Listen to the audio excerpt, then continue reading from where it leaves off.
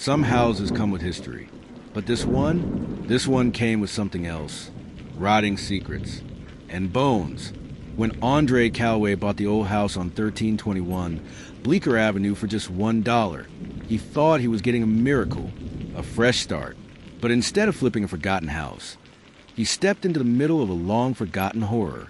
Andre didn't believe in curses or evil, but what he found under that house would change that forever. He was 34, recently divorced, broke, and running on fumes. Just another man trying to claw his way back up. He wasn't even from Maple Hollow, Michigan. He just passed through on his way to nowhere when a flyer caught his eye. A city auction, $1 homes. Revitalized the community. He figured it was worth a shot. The house looked like it had lost the will to live. Windows cracked, roof sagging. The kind of place you'd expect to find raccoons and regret. But Andre wasn't scared. He was motivated, hungry. He filmed a little video of himself outside, flashing a grin and dangling the key.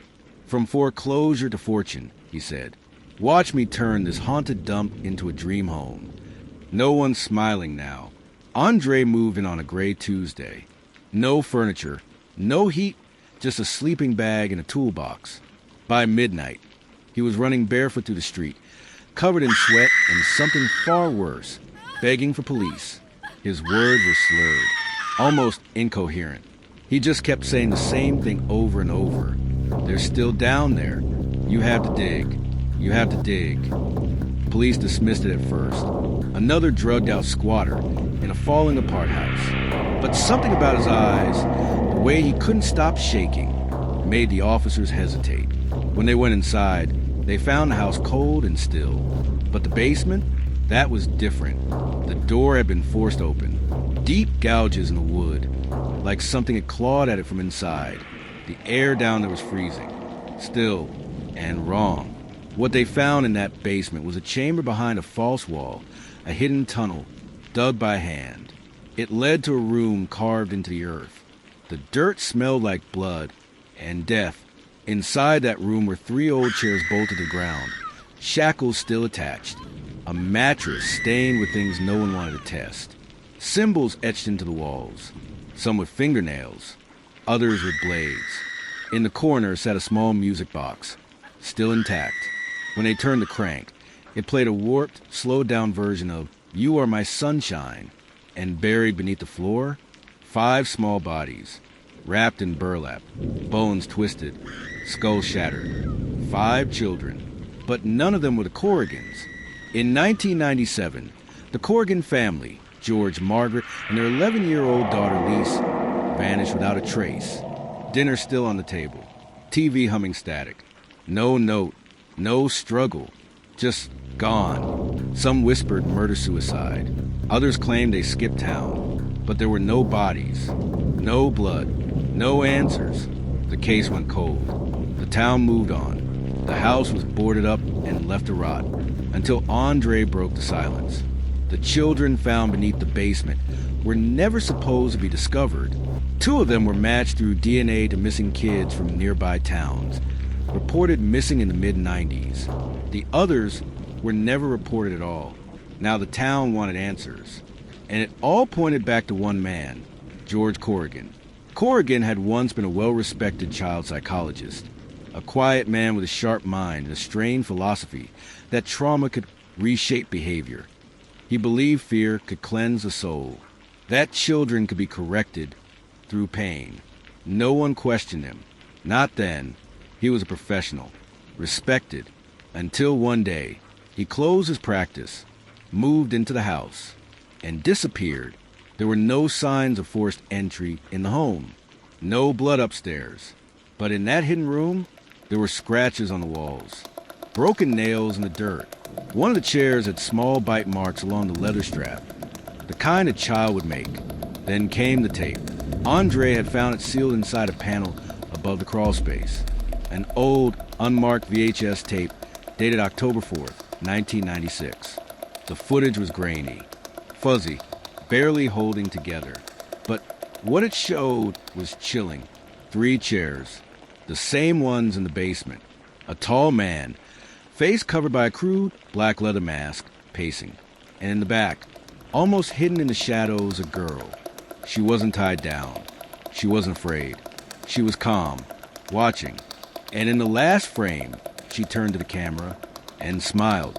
The face was older than the missing posters from '97, but unmistakable. Elise Corrigan, alive. Or, at least, she was then. Was Elise a victim? A witness? Or something else entirely? Had George brainwashed his daughter? Or was she helping him? Theories flooded in. Was it a family cult? A psychological experiment gone horribly wrong? Was George Corrigan alone in this? Or had someone in the town helped him? Andre claimed there were more tunnels. That what he found was only the beginning. That the rot beneath the Corrigan house stretched farther than anyone could see. And Maple Hollow? It wasn't talking. Not the neighbors. Not the council. Not the retired detective who once worked the Corrigan case. One reporter said it best. It's like they all agreed, unconsciously or otherwise, to forget what happened here. Like the whole town has blood under its nails and doesn't want anyone looking too close. Andre left Maple Hollow the night after the bodies were recovered. He doesn't speak to the press anymore, doesn't do interviews. But before he vanished, he gave one final quote. That house wasn't haunted. Ghosts would have been a mercy. What lived down there was human. And yet, the most important question still remains. Where's Elise Corrigan? No body was found. No trace. Just that smirk on the tape. Like she knew something the rest of us couldn't even begin to understand. Authorities have reopened the Corrigan case. But already, disturbing evidence is coming to light. Tapes, letters, possibly even more victims. And a new witness has come forward, claiming she escaped the Corrigan house in 1995. If that's true, it means the Corrigans were active longer than we thought. And Elise? She might still be out there, watching, waiting. The last known footage of Elise Corrigan wasn't a scream. It wasn't a cry for help. It was a smile. That VHS tape, recovered from the crawl space above the Corrigan basement, showed a dim, dirt-walled room, 3 bolted chairs, a masked man pacing, and in the back, Elise, calm, still, watching. She looked straight into the camera and smiled. That's where the tape ended. But the real horror? That's where it began. Within 48 hours of the discovery, FBI and local police sealed off the Corrigan house. Cadaver dogs were brought in. GPR scans. The dig started slow, but then they found the second tunnel. It extended behind the false basement wall, narrow, hand-dug, barely wide enough for a grown man to crawl. And 17 feet in, they hit metal, a rusted hatch, bolted shut from the inside. What they found beyond that door would change everything. There was another room, this one with power, flickering fluorescent lights, steel walls, no windows, a makeshift lab, journals, medical equipment, dozens of labeled videotapes, 1992 through 1997, and on the back wall, a single phrase scrawled in what appeared to be ash and blood. The butterfly must break the fly. Authorities recovered 13 tapes before the room collapsed during evidence extraction. Only 3 were immediately viewable, and what they showed horrified even veteran investigators. Children, strapped down, not tortured, at least not physically.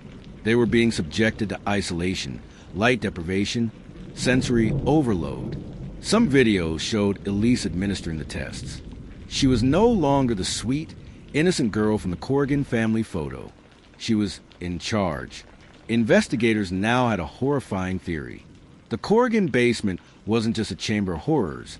It was a behavioral lab. And Elise? Not a victim, but possibly the successor. Then came the twist no one expected. A survivor came forward. She called herself Red. She wouldn't give her real name, only that she was taken in 1995. She'd been missing for nearly 30 years, presumed dead, but she wasn't. She was one of the children in the tapes. Her real name was Alyssa Hartley. She'd vanished walking home from school in a nearby town. For decades, her case was cold, until she saw Elisa's face on the news. Not from the VHS tape, from a recent live stream, a Twitch stream. Under the handle of Fly and Ashes, someone resembling an older Elise had appeared in the dark, dimly lit room, talking in riddles about trauma, rebirth, and the garden below. The voice? A perfect match. Alyssa said she escaped through a tunnel in 1996. She was never found because she never reported it. She thought no one would believe her, that they'd say she was crazy, because what she remembered was worse than death. She wasn't just locked in a basement. She was forced to watch. To help, Elise called her Red, said she was her first butterfly, that she needed to suffer to evolve. Alyssa was forced to keep records, help clean, hold the camera. And when Elise whispered that Daddy would come for her if she disobeyed, she believed her. But Alyssa claimed Elise was more dangerous than George Corrigan ever was. George hurt them, yes, but Elise believed in it. She called it the blooming, and she wasn't done. Investigators traced the Twitch stream to a burner IP routed through multiple proxies. But one location pinged locally in Maple Hollow, just 12 miles from the Corrigan house, an old veterinary clinic. Shut down in 2009. They raided it. Inside, the smell hit first. Rot, chemicals, blood. Downstairs, they found animal cages, some empty, some not, and carved into the clinic floor, scratched deep into concrete, was the same phrase from the basement wall. The butterfly must break to fly. But Elise wasn't there. Only a single Polaroid, taped to the wall. It showed Andre Calloway, the man who bought the Corrigan house, asleep in his car. The photo was taken the night before he found the basement. Someone had been watching him, and someone wanted him to find it. Now investigators believe this was never a random discovery. Andre wasn't a hero. He was a pawn.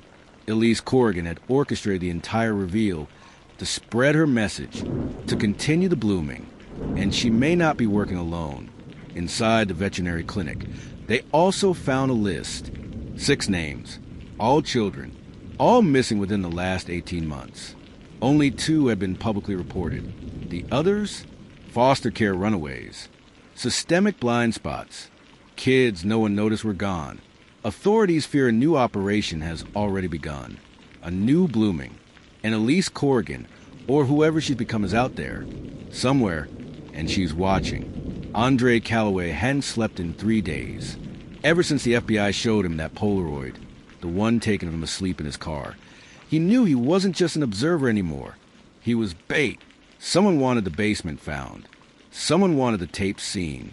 And someone had watched him the entire time. But as investigators scrambled to make sense of the Twitch streams, the cryptic journals, and the missing children list found the abandoned clinic, a new lead cracked the case wide open. It came from a stolen identity. Elise Corrigan's passport.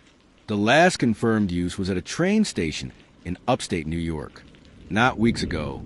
2 years before the Corrigan house was even sold. The woman using the ID? Not Elise, but a nurse named Margaret Lynn, missing since 2016. A quiet woman. No priors. Lived alone. Worked in palliative care. The same woman seen in the final tape. Labeled Ascension Day. It was the last tape the FBI decoded. And the most disturbing, because this time it wasn't children in the basement. It was Elise, strapped to a chair, mouth duct taped, her eyes darting, terrified. And behind the camera, another woman, older, calm, methodical. She speaks to Elise like a mentor, a mother figure. She calls her by a different name. You're not Elise anymore. You're free now. The shell is broken. You've bloomed. She removes the tape from Elise's mouth. Elise, trembling, asks, "Is this where I die?" The woman leans in. "No, darling. This is where you become like me." The tape ends in static. It was never just Elise. She was a victim and a creation, but not the final one. Authorities now believe the Corrigan house was part of a multi-generational cult experiment, led by a shadowy group known only through Elise's notes as the Keepers of the Garden. The aim? To engineer transcendence through trauma, to create children who feel no fear, no pain, only transformation. They called them butterflies. Elise wasn't the origin. She was patient number 7. George Corrigan wasn't a mastermind. He was a pawn, brainwashed by the very woman who posed as a social worker and placed Elise in their home. Margaret Lynn.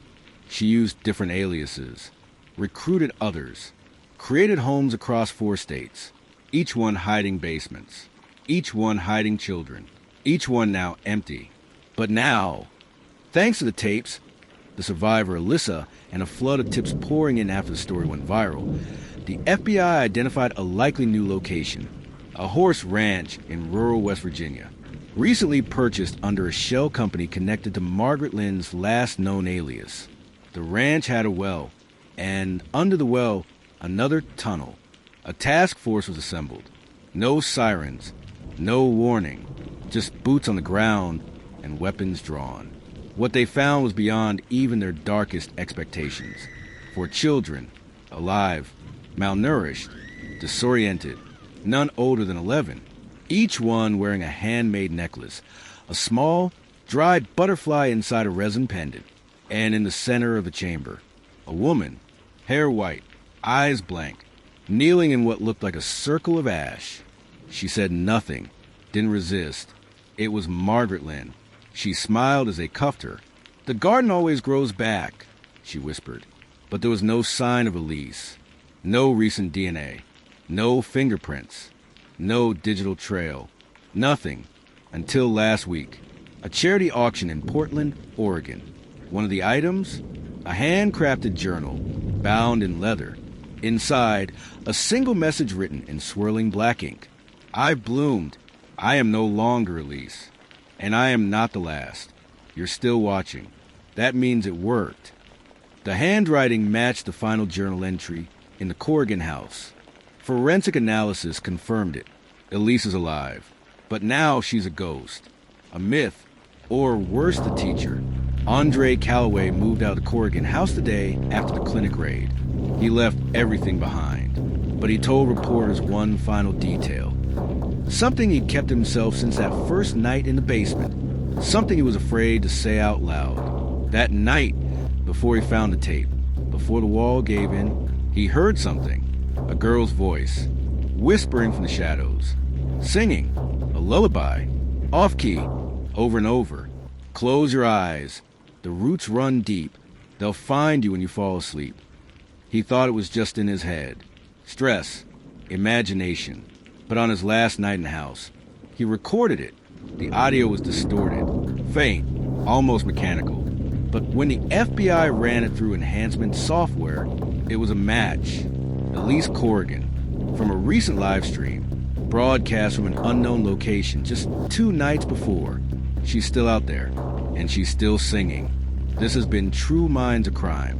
The Corrigan case is closed, but the shadows it uncovered are still growing. If you hear the song, don't listen too long, because nightmares, they don't die, they recruit.